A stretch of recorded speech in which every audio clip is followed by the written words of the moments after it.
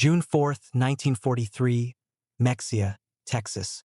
The pencil trembled as Unteroffizier Veer Burkhardt wrote in his secret notebook, knowing that the words would earn solitary confinement if any German officer found them. The Americans must be lying to us. No nation can have such abundance while fighting a war on two fronts. Through the train window stretched something he'd never imagined possible: electric light. Miles of it. Every farmhouse glowed. Every gas station carried neon signs. Every intersection blazed after dark. In Germany, blackouts had hidden even cities in darkness since 1940. Yet in Texas, the night shimmered with pure electricity. Burkhardt was one of 1,850 veterans of Rommel's Afrika Korps, stepping down not from freight wagons but from cushioned Pullman coaches, with dining service, sleeping berths, even air-conditioned cars. The entire town of Mahia lined Railroad Street to watch the defeated army of the Desert Fox arrive in comfort that most Americans themselves had never experienced. No one knew that this moment would begin one of the most extraordinary transformations in modern history, a demolition of Nazi certainty accomplished not by guns but by light bulbs, paved roads, and hamburgers. 3 weeks earlier, on May 13, 1943, General Jürgen von Arnim had surrendered Germany's last army in North Africa, 250,000 soldiers, the proud corps of the Wehrmacht's veterans. Among them was Hauptmann Friedrich Radke, Iron Cross First Class, twice wounded, an officer revered by his men. His diary, found decades later in U.S. archives, traces the psychological collapse of German ideology inside America's prison camps. At the port of Oran, Algeria, Radke and 30,000 others waited for transport. They expected chaos, retaliation, perhaps starvation. Instead, they found bureaucracy run like a metronome. Each prisoner photographed, fingerprinted, medically examined, vaccinated, and briefed, in German, on his Geneva Convention rights. The efficiency shamed them. The first shock? The food. While we waited, wrote Oberreiter Hans Müller, we ate better than in 6 months of desert fighting. White bread, real coffee, meat twice a day. We assumed propaganda, until we learned this was their standard ration. Then came perhaps the cruelest statistic to Nazi pride, the ships themselves.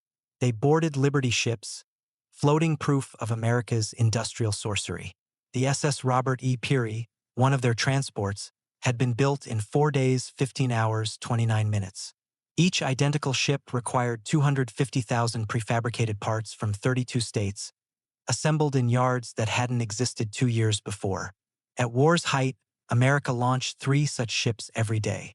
Crossing the Atlantic, prisoners watched inefficiency die an uneasy death inside them. Waste stunned them. Feldwebel Zimmermann wrote, they threw away half steaks, whole loaves, milk gone slightly warm.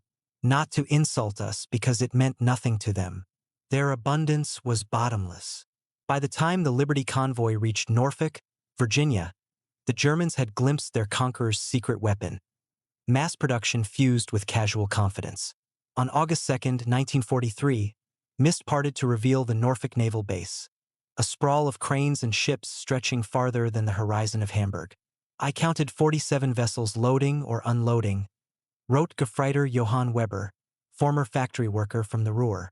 Each crane lifted what would have taken 12 men and horses at home. Everything electric, everything clean, no coal smoke, no sweat. Even more incomprehensible than the docks were the automobiles. Parking lots brimmed with workers' cars, hundreds of them. In Germany, automobiles were for party elites. The people had been promised Volkswagens they'd never receive. Here even dockhands commuted on wheels. Then came the trains westward. They expected boxcars labeled 40 Hams, 8 chevaux. Instead, Pullman cars with padded seats by day that folded into beds by night. Dining cars with white linens and silver cutlery. We boarded as tourists, not prisoners, Radke wrote. A sergeant apologized that the air conditioning was broken. We believed such luxury existed only in Hitler's train. The 3-day ride from Norfolk to Texas would become more destructive to Nazism than any Allied bomb. As the trains rolled through Virginia and the Carolinas, prisoners pressed faces to glass. Outside, America blazed like daylight after midnight. Every town, Martinsville, Greensboro, Roanoke, was drenched in light. Factories worked night shifts, parking lots full at midnight. Each city had more electricity than all of Hamburg, wrote Muller. The guards said every town had power since the 1920s. I called him a liar. He only smiled. At Roanoke, trains paused for coal and water. The Germans watched machines, automated loaders, electric pumps, do the work of armies of laborers. And the workers themselves? Leather boots, Coca-Cola in glass bottles, cigarettes stubbed out half-smoked. Feldwebel Heinrich Muller, an engineer from Siemens, calculated the yard's consumption. This one facility uses more electricity in an hour than my district in Berlin in a day. They waste power like air. It is the carelessness of infinite resource. Crossing Tennessee, Kentucky, and into the Midwest, the window scenes became lessons in industrial arithmetic. The Alcoa aluminum plant at Alcoa, Tennessee stretched 3 miles, its furnaces drawing 175,000 kilowatts, more than Munich entire. Near Louisville stood 4 brand-new synthetic rubber plants, built from empty fields in 18 months, producing 800,000 tons annually. Germany, the inventor of synthetic rubber, had never reached 1/6 that output. Chemist Erich Hoffmann recognized the towers and pipes. Each of these is more advanced than our best IG Farben works, he admitted. There are 4 here, and they tell me dozens more exist. Then came Willow Run, Henry Ford's bomber assembly plant outside Detroit, a single factory producing a fully finished B-24 Liberator every 63 minutes. Lieutenant Werner Worley, a captured Luftwaffe pilot, counted 17 bombers on the line as the train eased past. We were told American planes were inferior, but I could see precision, order, power. They were simply built faster than we could imagine possible. At St. Louis, the prisoners crossed the Mississippi on the Eads Bridge, looking down on barges so laden with grain that each one equaled months of Germany's harvest. Farmers son Karl Schmidt's Skriptblad in Schock. They ship food as we ship ammunition in endless quantity. A crane operator, eating a sandwich thicker than our weekly ration, moved more wheat in an hour than our village saw in a year. Kansas City hit them like sensory overload, stockyards filled with tens of thousands of fat cattle, the air itself saturated with the smell of beef packing plants.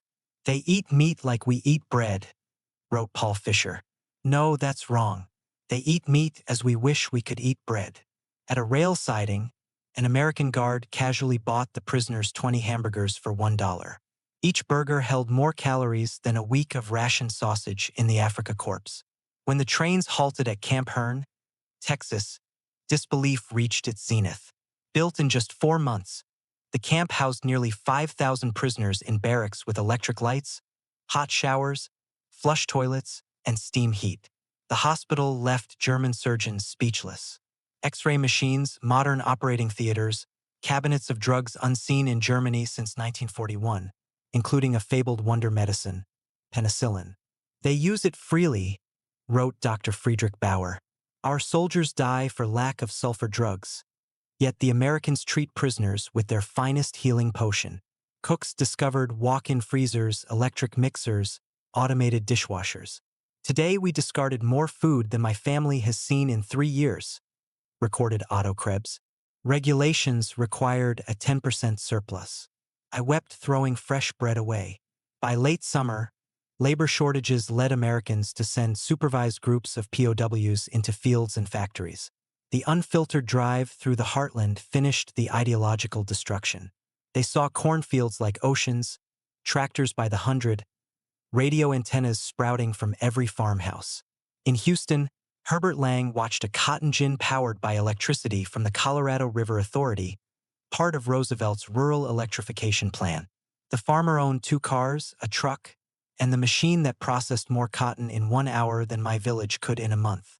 His workers, Negroes, ate lunches richer than a German laborer's week. And this was normal. Across Nebraska's plains, prisoners realized 1 combined harvester equaled 100 men. 16-year-old American boys drove tractors worth more than German families earned in lifetimes. The endless abundance killed ideology quietly but completely. When winter 1943 crept in, thousands of German prisoners worked inside American plants, but by Geneva rule, never on direct war materials. Instead, They toiled in supporting industries that freed U.S. labor for the front lines. The effect was more devastating to their beliefs than any speech on democracy. At a Campbell soup plant in New Jersey, POWs watched assembly lines process more tomatoes in one day than similar German factories handled in a month. Elderly staff clicked levers and monitored gauges that replaced 50 workers back home. Stabsfeldwebel Ernst Wagner, who had managed a food plant under Hitler, watched an older woman control a panel of blinking lights while drinking coffee and humming to swing music. Everything automated, he later wrote.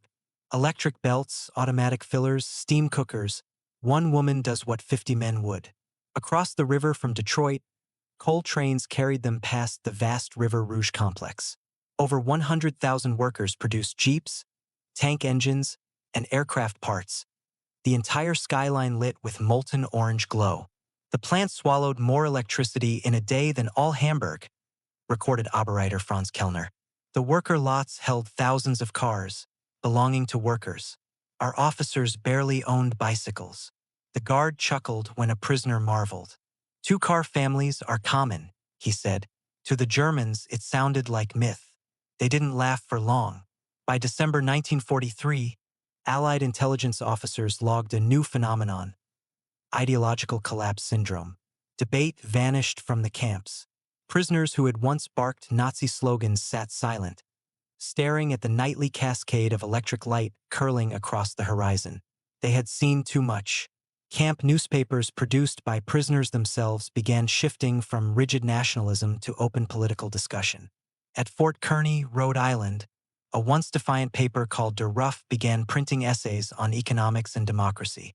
Major Paul Newland, monitoring the content for the Provost Marshal General's re-education program, noted, "They no longer argue when shown production numbers. Their faith in fascism evaporates each time a train whistle blows. Letters intercepted by censors read like diary confessions. We were told America was mongrel and weak. Every day here shows the opposite. They are organized, unified, and terrifyingly efficient. We were ruled by fairy tale criminals." The great blow came that fall, not from any propaganda film, but from the sight of Italians. After Italy's surrender in September 1943, cooperative Italian soldiers in U.S. custody became the Italian service units. They wore distinctive insignia, earned wages, visited American towns, even dated local women. Watching them, the Germans felt reality twist. "The Italians betrayed us," wrote Hauptmann Friedrich Schultz. "Yet they live better than we ever dreamed. They eat with Americans who face them in battle. The Americans show no hatred. This democracy we were taught to despise seems more honorable than our own Reich." Then came December, and a holiday that destroyed every remaining prejudice. Church choirs caroled Still Nacht in German at Camp Herne.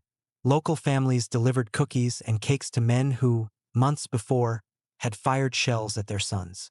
Boy Scouts brought handmade cards. "They know we killed their people," wrote Oberleutnant Walter Muller. "Yet they bring us warmth, as if to prove they can afford mercy. Only absolute victors show such grace." Christmas dinner overflowed with turkey, ham, mashed potatoes, pies, and ice cream, luxuries unseen in Germany since the Kaiser. "We ate like kings," recorded Feldwebel Hans Soth. "Better than generals," and Americans said, "Everyone eats this way tonight. If this is their standard meal, our cause is hopeless." By early 1944, more than 40,000 prisoners attended classes. Universities mailed instructors and correspondence materials. Chicago and Stanford professors lectured on democracy, science, and economics. Prisoners devoured magazines, newspapers, and textbooks suddenly available without censorship.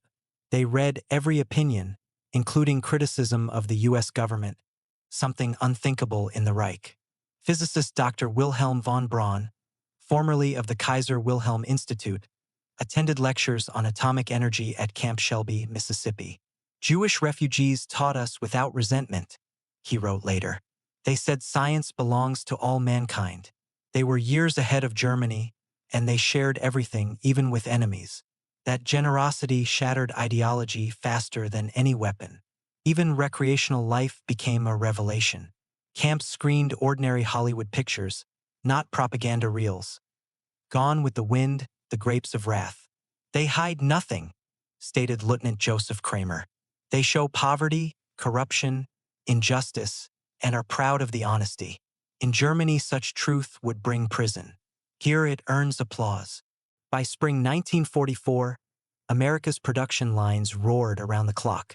Prisoners trucking materials to factories in New Orleans watched women welding hulls and black workers operating cranes, roles they had been taught to believe impossible inside a democracy.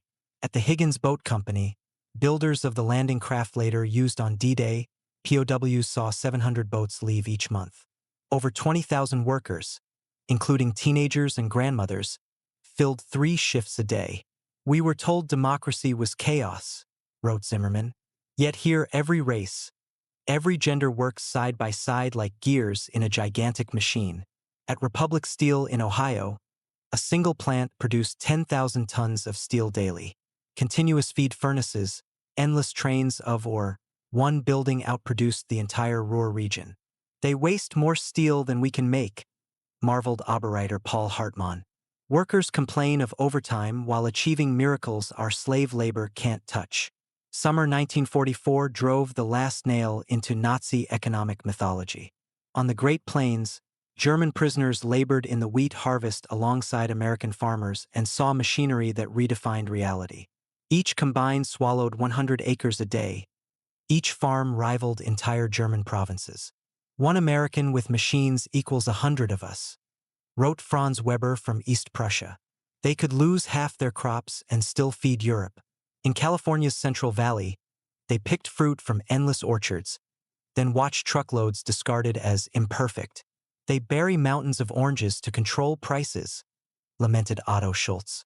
In Germany, we feed children potato peels, and they destroy food. The realization was existential.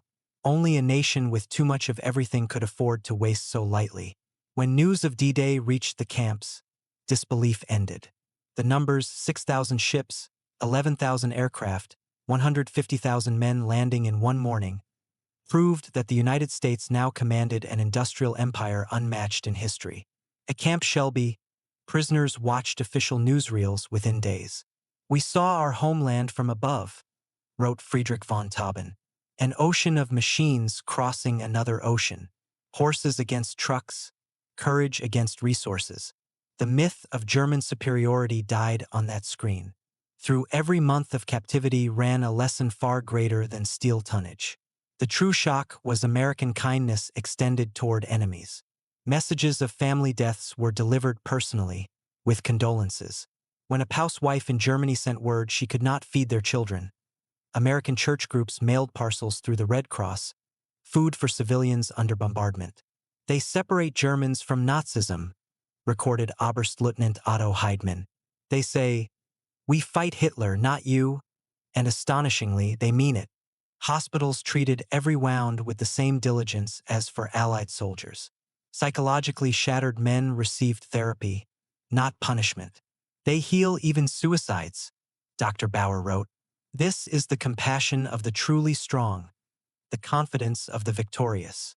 By March 1945, over 25,000 prisoners had volunteered for formal democracy courses. Camp presses published essays on constitutions, free enterprise, and civil rights. Discussions on post-war reconstruction filled Baroque classrooms. Officers who had sworn to Hitler now wrote papers on agricultural reform and free markets. Oberst Hermann Göring, no relation to the Reich Marshal, summed it up years later. We became missionaries for democracy, not through force but observation. We saw it work. Ordinary men lived better here than our nobility at home. By spring 1945, the barbed wire universities of America had turned enemies into scholars. They wrote essays on free enterprise and civic duty, debated democracy in makeshift classrooms, and quoted Jefferson alongside Goethe. Some even requested to stay after the war, a thought unthinkable 2 years earlier. Others filled their nights with correspondence courses, sketching plans for rebuilding a Germany they now imagined free and prosperous, not ruled by fear. American officials marveled at the shift. The goal had been containment. The result was conversion.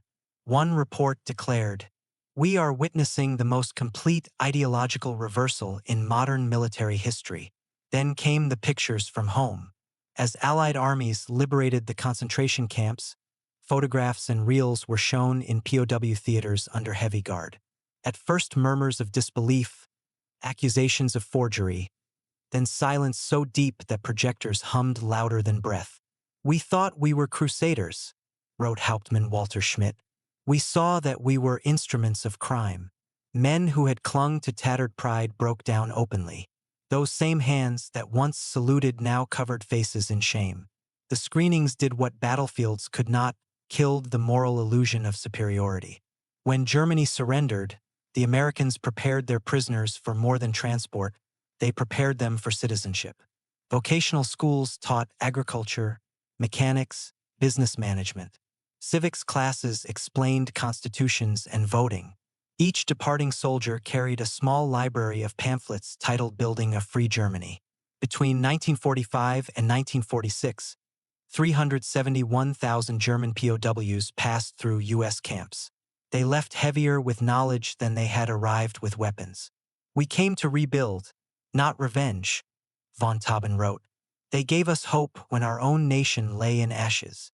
Back in the ruins of Hanover and Munich, those returnees became the backbone of Reconstruction. They had seen how production, not plunder, created wealth, how diversity, not purity, strengthened communities. Former prisoners introduced American management systems to factories, modern crop techniques to farmlands, and safety programs that boosted output staggering 80% within a decade. Historians later called it the founding knowledge of the Wirtschaftswunder, the economic miracle. Hans Kroll, once a POW in Mississippi, became West Germany's ambassador to Washington.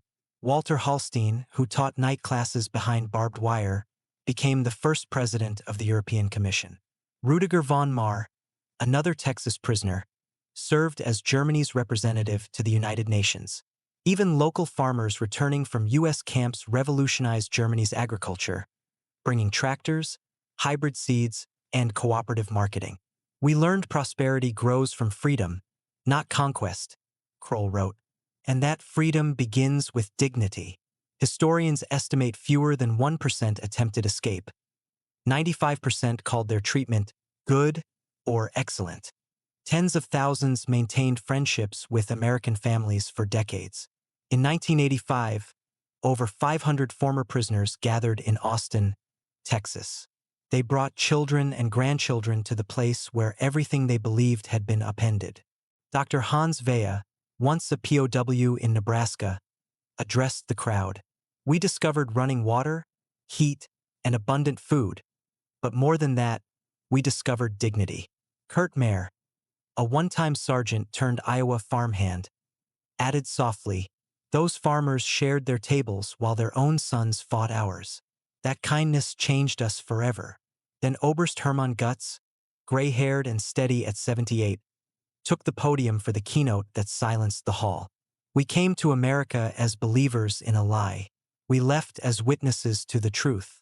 America showed us that strength is not built on hatred, but on creation. Not on tyranny, but on freedom. We saw an arsenal that didn't just manufacture weapons, it manufactured hope." Applause rose through laughter and tears.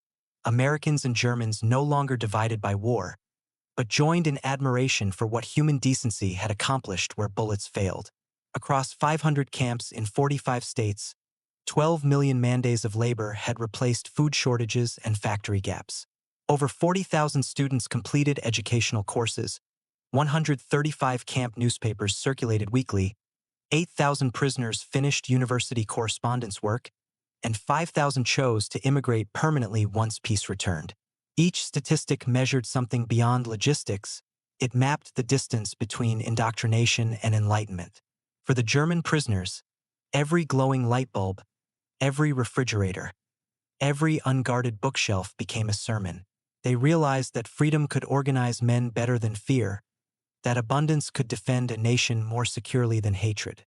The phrase whispered through compounds and persisted into post-war memory. "We were converted by prosperity."